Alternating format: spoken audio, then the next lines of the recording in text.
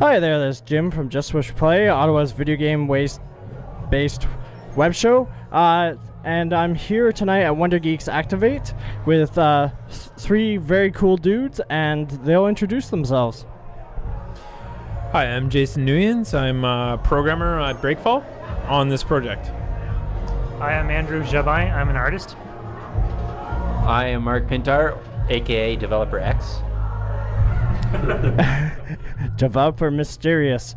All right, so guys, what aspect, what would you like to talk about in terms of your game, and like, what is your game? What do people need to know about in Ottawa, and like, what do you feel? What drove you to make this game? The game we created at the original, the original title was Star Wall, Just the Tip, and or actually it was Just the Tip, and we made it at Global Game Jam in 48 hours. So it was a 48-hour production, and we just sort of like trying to mull it over as a team and figure out what to make in the 48 hours. And yeah, so what you see is sort of a product of what we created in that 48-hour period. Yeah, so I did part of the programming. Andrew did part of the art, and Mark helped me with the programming as well. Okay. So what do you guys actually think of, Ottawa as a developer haven? Like, it's starting, if you look at Ottawa International Game Conference, it's really starting to gain a bit more traction. What do you guys think? Like, I assume you guys were at Ottawa International Games Conference this year. Mm-hmm. What are your thoughts on that, if you share? Andrew got to spend some time with some fans at the booth there, so maybe he can speak more to that effect. Sure. It was great. At the beginning, you don't really notice that there's that many developers. It's very quiet in Ottawa, just kind of starting, and you get to see like all these great people. I don't know what else to say except for they're just crawling out of the woodwork right now. There's all these talented people are getting together and starting to make incredible games. Everybody it seems small though. Like all the studios right now, they're in Ottawa are small compared to if you compare that to Montreal, where you got the big guns like Ubisoft and EA and mobile, and THQ was there for a bit. Yeah. So it'll be interesting to see if things start to get a little bit bigger from those type of companies bringing things to Ottawa. We're a really small community, but it seems very tightly knit, and everyone gets along very well in this community. I don't know. It's just it's a really fun community to hang out in, and Ottawa Game Conference was a good example of that. Like just a whole bunch of developers hanging out together. So yeah, it was good. And also, like, some of the games that came out from, there was that racing game that I personally saw that I thought was really cool, I'm not sure if you guys heard the news, but apparently the rumor is that there won't be another Wipeout game, so that really reminded me of Wipeout, at least, the spirit of Wipeout, so I thought that was really cool, and it sort of reminded me a bit of Star Wars at the same time, so, when I talked to those guys, they sort of said that is only one example of possibly many games that are being developed in Algonquin, and unfortunately no one really hears about it, and as you said, Ottawa is just starting.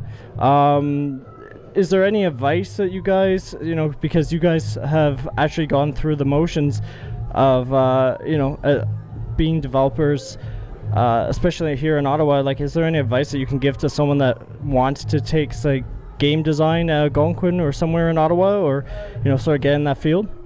Actually, a couple of people on our team are actually from Algonquin. Two of us actually graduated from the game development conference, or game development program, and you get to make some games there, and you start to create bonds with people, and the best advice is just to go out and make the game. Just keep making games. Your first couple games aren't going to be the greatest. You think you're going to have like this amazing idea and get a hit right off the bat, but it rarely happens. So just keep making games, and eventually you're just going to make something great.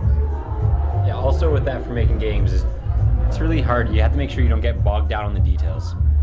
A lot of people I see that are new at making games, they focus on the small things, but in the end those don't matter, and they just waste their time on those things. If you can just be like, let's just say a profanity, just screw it and just move on, and that's usually the thing. Or even if it's the game, like some people just want to make the game work. Sometimes games just don't work. You can go halfway through the project, or even go all the way, and then that project's not working, and you have to understand that that's not gonna always, you're not gonna always make a good game. And you're like, okay, what did I learn from this? So you look at what you did, you do a little post-mortem, figure out what you do, and then you take those skills and everything that you learned from that, apply it to your next game, hopefully it does better. Definitely. Because I was like, I don't know, it's probably my 20th, 30th game that I've made. Definitely, so it doesn't count where it worked, definitely but be still. prepared to fail. Iterate And and learn from it. Yep. Failure is actually a good thing. You learn, and that's how you're gonna learn. You're not gonna learn if you just get a hit right off the bat. And what else are you gonna do? Like, how are you gonna apply it to the next game? If you failed like 20 times, you know what not to do. It's like Rovio, like when they came out with Angry Birds, that wasn't their first game they made. That was like their 40th or 50th game as a mobile studio that they came out with. It just ended up, that was the formula that they found that worked out really well, and that was their hit. They failed 40 to 50 times before they made Angry Birds. So yeah, we embrace failure. Definitely, we embrace Especially with failure. these, Especially with us. Yeah. obviously. Yeah, I agree. Are there any upcoming games that people should know about? You know, we know about the game that you brought here, but you know, anything you could talk about? Of course, like not. Well, we got some things in development that we can't talk about. Hint, hint. That's about it. Yeah, we. I think the only thing we can say is that we're working on this right now. But yeah, I'll just keep it at that. Yeah. I understand, you know, there's some things you guys obviously can't talk about, but yeah, definitely. I started Just Push Play to help cover, you know, events in Ottawa, and if your company or any other companies in Ottawa want more coverage from pretty much the street level, consumer level, then we're definitely here to help you guys out, and I think that is, in my opinion, at least in Ottawa, that's like a big issue. And you know, the only way, I think at the conference, I don't remember who said it, my memory's good but not that great, but they actually said, you know, it's a circle of effect, right? I think they said a circle of effect. You know, the more that people actually promote the games and, you know, the industry here in Ottawa, the more it will grow. So definitely, I've heard that the conference grew after the first year significantly. So I think definitely having more people covering it for sure. If there was one, like a dream game, I know you guys are probably busy, so I don't want to take out too much of your time. But if there was one game that you could develop, like just off the cuff, like what game would you like to do, or like what hybrid would you guys like to do, or is that, you know? I love this question. This is great. We think about this all the time. Like, when we're not making this game, we're talking about other games, or we're playing other games, and you know, we're just a big melting pot of so many different ideas. I don't want to throw out one idea as something that I would make, but very often I tend to the artistic side of things, like what sort of artistic game I would create.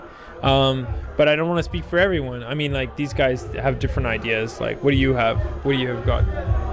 I definitely enjoy, like Star Wall, the competitiveness, the couch experience where you get everybody in the same room and just play off of each other and just have fun.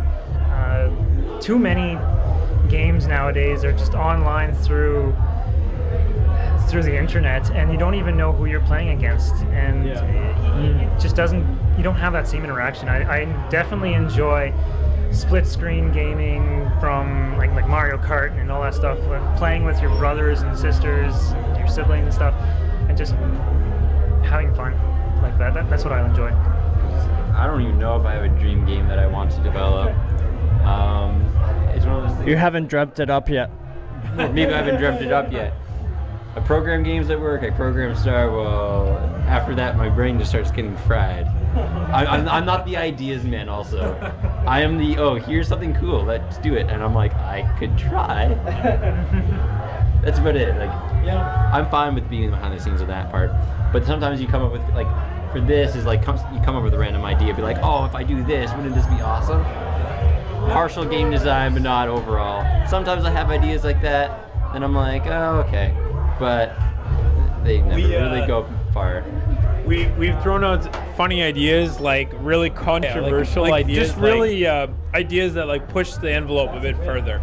But not saying we're gonna make something like that, but we really like the idea of just running with whatever is on our mind at the time, and then yeah, like Star Wars is something we came up with in the spur of the moment, and yeah, it's the sort of thing we do well at. Talk about the evolution and how it kind of happened. Yeah. You want to listen? Okay. Yeah, Because what kind of happened is like, so I don't know if you know much about Global Game Jam, but it's 48 hours. At 5 o'clock on the Friday, they gave you a theme. The theme was a heartbeat.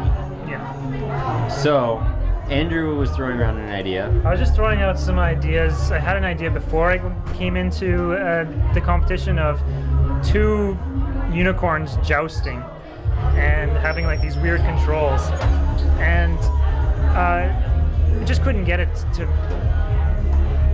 There was already a game called Clop, and it's kind of similar, but only with 1 unicorn. Right. So we decided, well, what else has a horn? So we have the narwhals. So we were just thinking of narwhals kind of jousting and flopping around in space, and then these guys just took it and ran with it, and we just kept developing. We had something up in 2 hours, and we were having fun with it. Hold on. He also said that he envisioned it. He saw it in his brain of it selling 50,000 copies On the first night. This was his selling point. He was like, guys, I see it. It sells 50,000 copies on the first night of it coming out. This was before the first night. This is when we were still brainstorming all the different ideas. So we had like all these random ideas, like a weird world that the heartbeat would modify the world, and like black and white stuff. We had some pretty good ideas. Yeah. But one of those things is like some of those ideas are just weren't practical in 48 hours. Yeah. And then kind of like it was like probably like 8, 9 o'clock at night. We're like, Jason and I were like, okay, we need to prototype this up. We went different directions. Yeah. And then after about like 45 minutes an hour, we kind of got like the basic controls. We were like, it looked terrible. Like, well, that's how it works. Yeah. We played with that. We started doing all the camera work and zooming and slow motion stuff like the next day. By like halfway through the next day, we kind of like had it. But also, we did. The original game design was supposed to be like you fight on the ground and there's gonna be water and stuff. And then I didn't like the water. And then Andrew and another person kind of decided in the middle of the night just to make everything in space. Yeah. Why not? The style is also interesting because we had cartoon-like characters. Yeah. They were all painted. And then when Andrew was doing the graphic user interface, it was like what we have there is like neon type colors and ours. And then I'm not sure who suggested, but somebody suggested, why don't we make the actual characters look like that? Yeah. And it kind of just evolved from there. And then, it was her. We almost use like an improv style process where it's just like, well, at least at the Game Jam where we only have 48 hours. Right. So when somebody comes up with a good idea, almost everyone is just thinking like immediately like, does that work? Yes. Okay, go with it. Like just run with it. Yeah. And I remember coming in on the second day, like just after the first sleep, and our artists have come up with some sort of 80s like grid retro style to it too, and I was just like, you know what, that works, let's run with that. Like, because the artist didn't sleep. The artist didn't sleep. That was part of the thing. Sometimes sleep deprivation works. Yeah. It gives you ideas, right? Yeah. Even though they're crazy. I've had you guys here for almost 15 minutes. So okay. If you want to add Hasn't felt that long. How about that? I know, that's how I feel. Once I get talking, it's an hour later. That's how it goes for me too. But yeah, if you guys want a follow-up interview or anything with your company, let me know. But just one final question. I said that a lot, so don't worry. it really is the fun question. What games do you guys play? Like, do you guys play games, or are there any games that you recommend to our viewership or relate to it? Oh wow, that's a great question. All my questions will be. Oh wow. Okay, we've been really into Dark Souls. I don't know. I'm just gonna say Dark Souls. Like that's been a really big one. I feel that's been like one of the most influential titles of the last, like 5-10 years or so. So I'm just gonna say that Dark Souls. Yep. We play everything. There's nothing we don't play. Yeah. We're pretty hardcore gamers. We also are into the indie scene, experimental games, all sorts of stuff. I can't really pinpoint anything, so just any game works, really. I'd say Katamari Damacy for you there.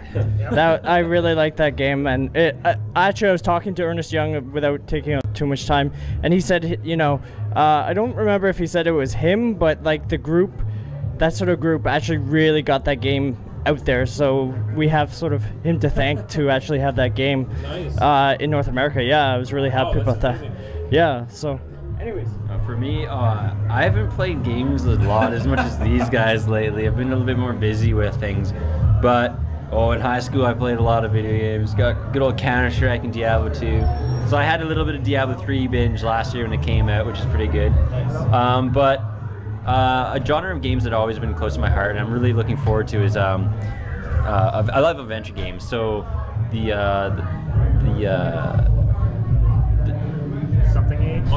Grand Theft Auto 5? Adventure game, whatever they renamed it. That looks amazing. I love adventure games. I love Monkey Island. What was it? About 4 years ago, they released a few of the Monkey Island games with the art. I love Monkey Island. Dig. Day of the Tentacle is probably one of my favorite games of all time. I think everybody should try to play in those old school LucasArts adventure games. Fuck Tim Schafer and Ron Gilbert. Back then, those games were perfect. Well, I definitely agree with you on those. Those are some of my favorites as well. So, anyway. Well, they're such good games, that they stand out amongst, the hundreds or thousands that get released. So, anyways, thank you guys very much for your time. This is Jim from Just Push Play. Keep on gaming. And thanks again, guys. Cool.